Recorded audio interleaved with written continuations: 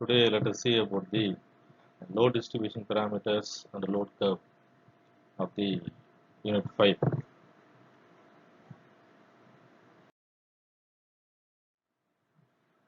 So, before going into the topic, let us introduce something about electricity. So, it is the energy which is very easy to produce and then easy to transport, easy to use, and easy to control. It is the terminal form of energy for transmission and distribution, so that's why it is used everywhere in the world. Moreover, the consumption of electricity per capita indicates the index of the living people throughout the world. So this slide shows the supply of primary energy available in the world in the year 2010 AD. If you see the pie chart, so it shows the percentage of oil powered power plants, and then coal peat power plants, and then biofuels, hydropower plants, nuclear power plants, natural gas, and then others. So if you see the pie chart, the thermal power plants account for more than 60% of the electricity generated. And this is a table which shows you the proved reserves available in the world at the end of the 2011 AD.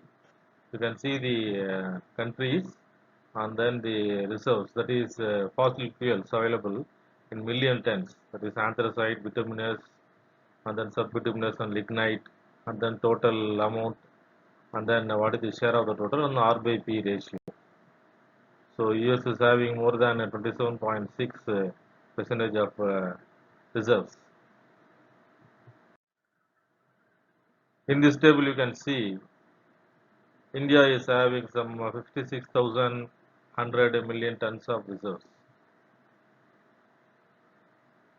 So this shows that the conventional form of energy production, that is due to with the help of thermal power plants, to plays a major role. Then coming to the topic, what is the load duration curve, and then what is load curve? So normally the load required by the consumer or the customer will not be same. So it will not be remain constant throughout the time. It will fluctuate according to its requirements. So we need to understand, so what is the demand of the customer or the consumer. And also, so the voltage of the electricity generated is raised by the step-up transformer and then transmitted along the high voltage lines to the substations and reduced to low voltage by the step-down transformer before distributing to the different consumers. So this is the distribution of electricity to the consumer from the generating units. So, what is the load duration curve? So the load duration curve shows the load demand variations of the consumers with respect to time. So if the load duration or the demand is plotted in hours, then it is called as daily hour load curve. And then if the time is in days, it is called as monthly load curve. And if it is in months, it is called as annual load curve. So the annual load curve predicts the annual requirements of energy and capacity of the power plant required are going to be installed. So before planning for a power plant, so there are the two basic parameters to be considered. So one is the total output to be installed, that is KV, KW installed, and then size of the generating units, that is KW max, that is kilowatt installed and then kilowatt maximum. So the total installed capacity can be determined from three factors. The first one is first demand established, estimated, and then growth of demand anticipated, and the reserve capacity required. So if you selected as generating a unit, that is which type of power plant you are going to start, then the size of the generating unit will depends on the following factors. So what is the variation of load during 24 hours? And then total capacity of units connected to the electricity grid, minimum startup and shutdown periods of the units, maintenance program plan, plant efficiency versus size of the unit, and then price and space down per kilowatt versus size of the unit. These are the factors to be considered for starting an power plant, that is generating unit. So this is the load curve, and then this is the load factor. So we are going to see some of the basic parameters which are playing an influential role in that is load curve. One is the load factor. So what is the load factor? It is the ratio of the average load given over a time interval to the peak load during the same time interval. That is, suppose for 1 year it is tabulated, or it is mentioned for 8,760 hours, and then the average load, it is the area under load curve divided by 24 hours. This is load factor. And then what is plant factor? So it is denoted by the letter N. It is the ratio between the average load divided by rated capacity of the plant. So you can see the formula. And the next one is the reserve factor. So every customer or consumer is having a connected load. That is, the continuous ratings of all the equipment plus the outlets on the consumer circuits will give you the connected load. So the maximum demand is the maximum load which a consumer uses at any time.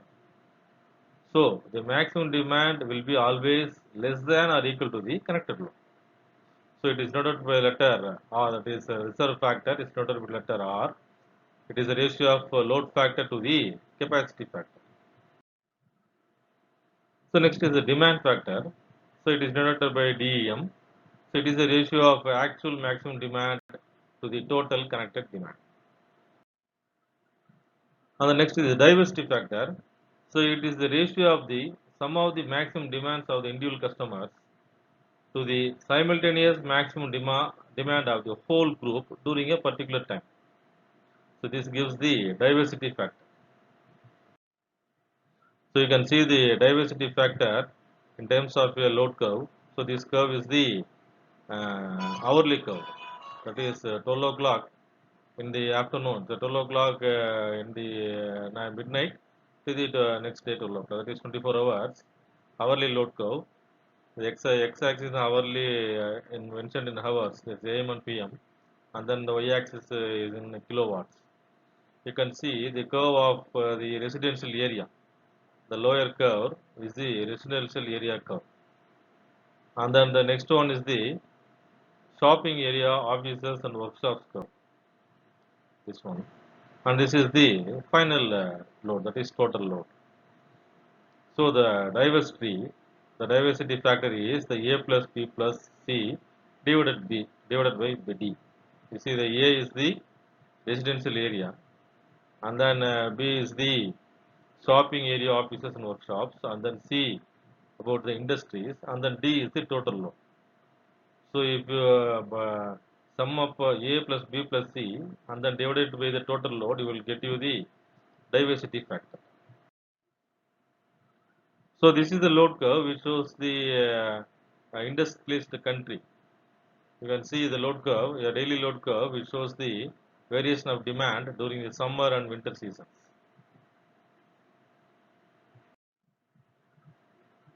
So what is the usage of the load factor? So high load factor, if it is a high load factor, it indicates the load curve with a small load change. There also, that is the high values of demand factor, load factor, and the diversity factor and the capacity factor. We can find out. And then the high load factor is designed for the economic operation of the plant and to produce electricity at the less cost. That is, economically it is viable. And then what is the plant use factor? So it is the ratio of energy produced in a given time to the maximum possible energy that could have been produced during the same time of operation.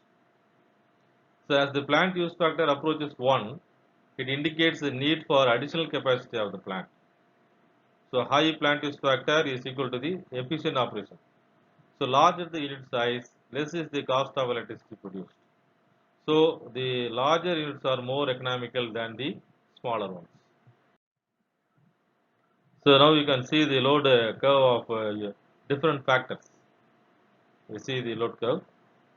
So this is duration, x-axis duration, y-axis is the load, and then this is the load curve.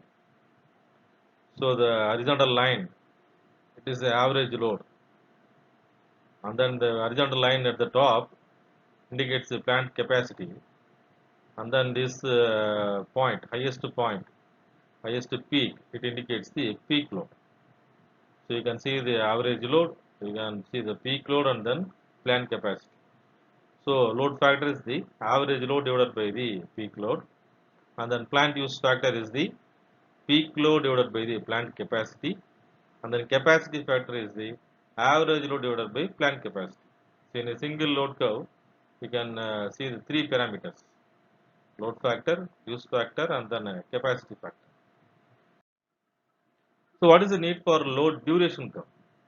So to obtain a basis for economical operation of various type of generating units, you can say that thermal power plants, nuclear power plants, hydroelectric power plants, and then diesel engine power plants, and the non-renewable energy based power plants. So what is the economical way of operating a generating unit? For that you need to understand the load duration curve. And also for planning the power tariff for the customers or the consumers. And then the load duration curve, it will indicate the power demands in different intervals of time. With the help of load duration curve only, you can determine the demands. So how the loads can be segregated, how the loads can be differentiated. So the loads can be of residential loads. The residential loads means it includes the electricity consuming devices or equipments like domestic lights, fans, heaters, fridges, TVs, all other electrical and electronic equipments in home or house. And then commercial loads, where we are having the shops, offices, and then advertisement signs, and then restaurants, hotels, etc. And then in industrial loads, which are all not coming under commercial and the residential loads, can be termed as industrial loads. That is high tension power supplies, such as mills and factories. And then municipal loads. So the street lights and then power for water supply and drainage, they will come under the municipal loads. And then irrigation load and the traction load. The traction load means the railways, electrical operated railways such as that electrical engines, not diesel engines, diesel locomotives, electrical locomotives, and then trams and then trolleys were considered as traction loads. So this is the chronological load and load duration curve. You can see it comprises of two curves. One is daily load curve, that is hourly load curve from 12 a.m. to 12 p.m. You can see the power demand, the y-axis in the megawatts, and then you see the power demand from the 12 o'clock in the midnight. It is start reduce, it is decreasing, and then it is increased in the 7 or 8 o'clock in the morning, and then it is sustained, and then again is dipped after 12 o'clock, and then it start to increase in the evening time, and then again it also starting to decrease, and finally it decreased during the midnight period. So this is the hourly curve, and this one shows the 24 hours. You can see the load duration curve. So this shows the day, and then this one shows the month, and this one shows for the entire year. You see here, the first x-axis shows the 24 hours a day, and then the second one shows the hours uh, for 8,760 hours. And then what is the use of load duration curve? It indicates for how many hours a certain load has been required in the course of day. And then load duration curves for 1 month or 1 year can be obtained, as we saw in the previous slide. And then the daily curve, daily load duration curve, and then monthly load duration curve, and yearly load duration curve. It will help for the better planning of the power plants which is going to be installed or already in service. So how a load duration curve is constructed? You can see here. So this is the power demands, and then base load, and then intermediate load, and then peak load. This is a daily load curve, and this is the load duration curve. So this one is a load curve, and this one is the load duration curve.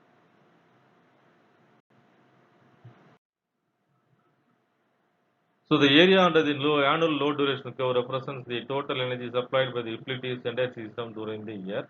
It is divided into three parts, as we saw in the previous slide: base load, intermediate load, and then peaking. So what is the base load? It is the load below which the demand never falls and is supplied 100% of the time. So the demand of that load will never fall. And then peaking load, it occurs for about 15% of the time, as we saw in the previous slides. So the peak load will be occurring at that after 6 o'clock or 7 o'clock in the morning, and then it will reaches to the peak up to 8, 9 or 10 o'clock, and then it will start to reduce. It is called as peaking. And then intermediate load is which is the remaining load region apart from the base load and then peaking. So now let us see some case studies regarding this topic. So this web page was taken from the Tamil Nadu Generation Distribution Corporation Limited Tangentco. If you go into the website, you can calculate your own energy consumption, the lightning load, how many, what are the appliances we are having, what is the approximate load in watts, how many equipments, average hours, and then how many units are you are going to consume. You can calculate. It is available in that website Tangent. Next, you can see this one from the Tamil Nadu Transmission Corporation Limited, that is TAN Transco. TAN Transco. So this is available every day.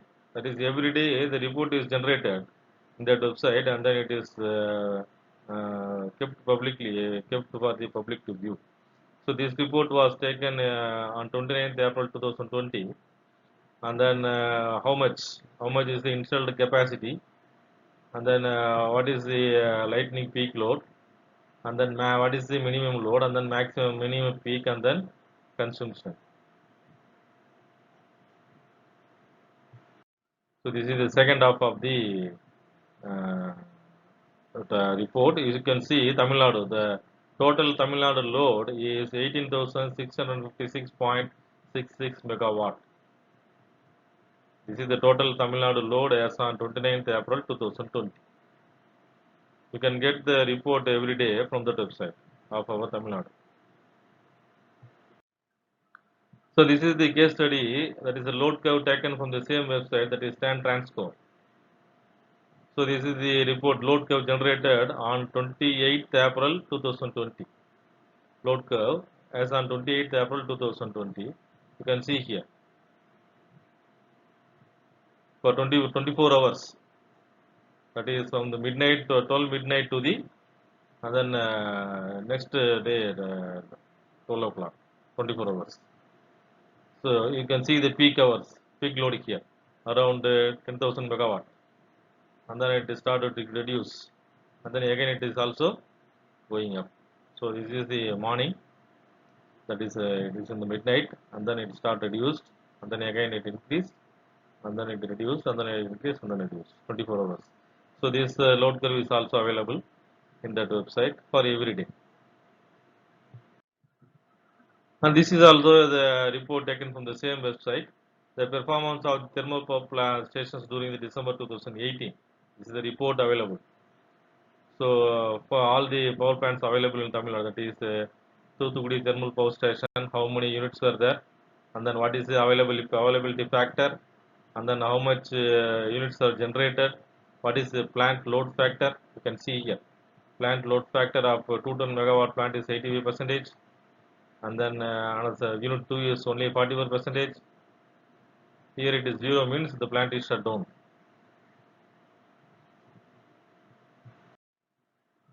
So thank you for the unit 5 in that module 1. We will see you later for module 2. Thank you.